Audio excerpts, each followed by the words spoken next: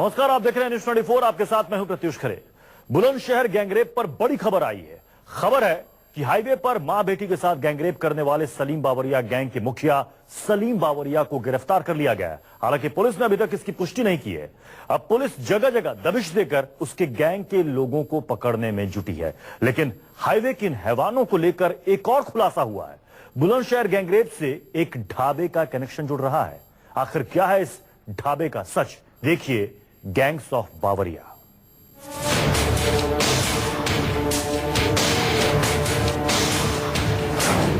Bulandshahr gangrape का dhaba connection.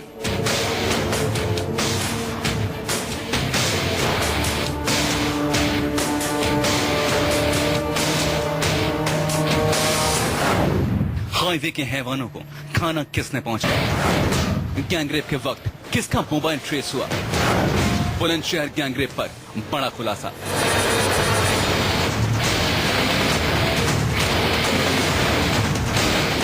Highway के gangs of Bawaria का ये वो सच है जो अब तक संगीन जुल्मों के साए में कैद था। ज्वाइंट टीम ने सलीम बावरिया को राजस्थान से गिरफ्तार कर लिया है। कहा जा रहा है कि बुलंदशहर और उसके आसपास के इलाकों में सलीम बावरिया के गैंग के कई सदस्यों की रिश्तेदारी है और पिछले कई दिनों से पुलिस इस हैवान के पीछे पड़ी हुई थी। सलीम बावरिया को लेकर पुलिस ने राजस्थान, मध्य प्रदेश और पश्चिम उत्तर प्रदेश के तमाम स्थानों पर छापेमारी करी और ये कहा जा रहा है कि राजस्थान से उसको गिरफ्तार कर लिया गया है। हालांकि पुलिस खुलकर इस पूरे मामले पर बोलती नजर नहीं आ रही है, लेकिन ये कहा जा रहा है कि पुलिस सलीम बावरिया के साथ बावरिया गैंग के तमाम लोगों को पकड़ने का प्रयास कर रही है और उसके साथ जगह जगह छापेमारी कर रही है। अब सुनिए बुलंदशहर गैंगरेप से जुड़ी एक और बड़ी खबर। NH-91 हाईवे से सिर्फ 2 किलोमीटर की दूरी पर मौजूद इस ढाबे को देखिए। कहा जा रहा है कि मां बेटी से गैंगरेप से पहले हाईवे को वो हैवान इसी ढाबे पर आए थे। उनके लिए इसी ढाबे पर खाना तैयार किया गया था। बुलंदशहर में ये वो सोनू ढाबा है जिसमें कहा जा रहा है कि 30 जून को बदमाशों ने यहाँ पर लूटपाट की थी और ये वो बदमाश थे जिन्होंने बुलंदशहर हाईवे पर NH-91 पर उस घटना को अंजाम दिया था। और उसके बाद अब तमाम चीजों को पुलिस खंगालने का प्रयास करी है कि किस घटना के तार उससे जुड़े हुए हैं। ऐसे में इस सोनू ढाबे में 30 जून को रात के 2 बजे एक वारदात हुई जिसमें करीब 7 से 8 लोगों ने यहाँ पर आकर लूटमार करी। यहाँ पर जेवर लूटे गए, जो पैसे रखे थे गले में उसको लूटा गया।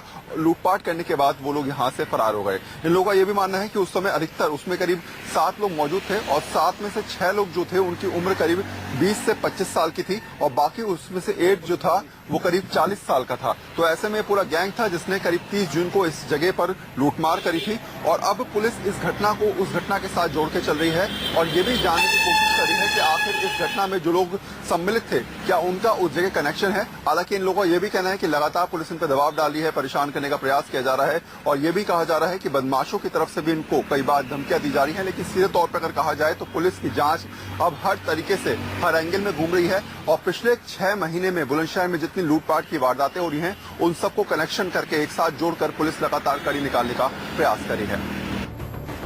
बुलंदशहर गैंगरेप में एक नाम आ रहा है रईसुद्दीन उर्फ रईस। रईस हाईवे के पास ही सुतारी गांव का रहने वाला है। खबर है कि वो गैंगरेप के बाद इस ढाबे पर आया था। उसने ढाबे के मालिक को धमकी भी दी थी कि अगर किसी को कुछ बताया तो बेहद बुरा अंजाम भुगतना होगा। ये बातें सामने भी ना आती, लेकिन स्टिंग ऑपरेशन से बेखबर इस ढाबे के मालकिन ने छुपे हुए कैमरे के सामने सच उगल दिया। उसने बताया कि कच्चे में कुछ लोग आए थे। ये उसी दिन की घटना है जिस दिन हाईवे पर गैंगरेप हुआ था। मैंने कमर के बाल थे, कच्ची पहना थी और बैग में लटका हुआ था। लड़कियां थी? बैग लटका रखा हुआ आदमी। अच्छा, लड़के थे? हाँ। अच्छा, लड़के होंगे। हाँ, और तो कम उम्र के लड़का है जो ये उनको सबसे आदि जैसे भाई साहब है ऐसा आदमी कच्ची पैर के और बलियान पैर के ऐसी जैसे सैंडो बलियान पहने और बैग लटकाए के पीछे 1 बजे आए के 2 बजे आए के 1.5 घंटा में गए हम से बुग्गी खल के 5 या 4 दिन पहली बार को। रईस नाम का वो शख्स इस वक्त पुलिस की गिरफ्त में है।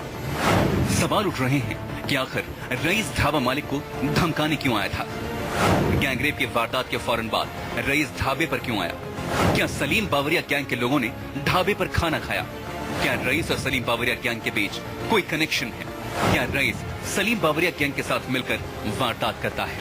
पूरे मामले में पुलिस अपनी जांच को जिस दिशा में आगे बढ़ा रही है उसमें सबसे इम्पोर्टेंट पार्ट ये है कि सलीम बाबरिया और रईस एक दूसरे को क्या पहले से जानते थे, क्या ये दोनों गैंग एक दूसरे के साथ एकजुटता के साथ क्या पहले की वारदातों को अंजाम देते रहे हैं, और तीसरा जो सबसे महत्वपूर्ण एंगल है वो ये कि इस पूरे मामले में क्या सलीम बाबरिया का इन्वॉल्वमेंट है या रईस का, इसको लेकर पुलिस अपनी जांच को आगे बढ़ा रही है। ढाबे के मालकिन ने भी छुपे हुए कैमरे पर कहा कि रईस नाम का शख्स उसे और उसके पति को धमकाने आया था।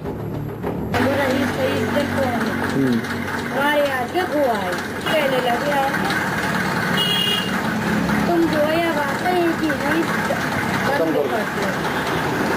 और मैं सुटारी कर रईस मेरा नाम है जंगल जब वो 10 जने तो कर न सकेगा कुछ नहीं। तुम्हारी हिम्मत और आदमी कई गोली मार के जब गाड़ी को गोली मार दी गाड़ी के रखा है अभी भी रखा और तो ये भी है कि 30 जून को इसी ढाबे पर इस गैंग के लोगों ने लूटपाट की थी, लेकिन इस गैंग के डर की वजह से किसी ने भी पुलिस में कोई शिकायत दर्ज नहीं करवाई थी। इस लूटपाट के दौरान ट्रक वालों से भी पैसे लूटे गए थे। ट्रक वाले तो आ जाएंगे, दो तो मेरे भेलो नहीं जिनके 25,000 रुपया गए, हर नाम दर्ज कौन के करेगा, कटौना कौन के दुश्मन आई वहाँ हमें। पुलिस अब बुलंदशहर गैंगरेप में नए एंगल से जांच कर रही है। इसके लिए 3 नई टीमें भी गठित कर दी गई हैं। अब जांच की सुई रईसुद्दीन और रईस नाम के शख्स के इर्द गिर्द घूम रही है। पुलिस के सामने बड़ी चुनौती है कि आखिर रईस और सलीम बाबरिया गैंग के बीच क्या कनेक्शन है। पुलिस ने इस मामले में 300 से ज्यादा लोगों से पूछताछ की है। ये भी कहा जा रहा है कि पुलिस सलीम बाबरिया और साथ में रईस के संबंधों को लेकर भी जांच को आगे बढ़ा रही है। पिछले 6 महीनों में कितनी डकैती और लूट हुई है उसको इन गैंग्स के साथ जोड़ के देखा जा रहा है, और पुलिस इस हिसाब से आगे बढ़ी है कि कहीं ऐसा तो नहीं कि सलीम बाबरिया और रईस गैंग एकजुटता के साथ पहले भी लूट की वारदातों को अंजाम देते रहे हैं। सवाल उठता है कि आखिर ये गैंग किस तरह काम करता है, इस गैंग के निशाने पर कौन लोग रहते हैं और किस वक्त ये गैंग सबसे ज्यादा सक्रिय रहता है। देखिए इस रिपोर्ट में। मॉनसून में घात लगाने वाले हाईवे के हैवान,